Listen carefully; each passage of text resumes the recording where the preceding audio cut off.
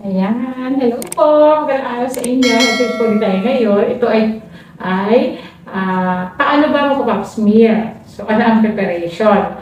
So, ayan. So, kailangan po pag magpa-pap smear, dapat po ay no menstruation, at least 5 to 7 days onwards, at no contact or no love making. So, pwede naman magkaroon ng love making, kaya lang walang contact.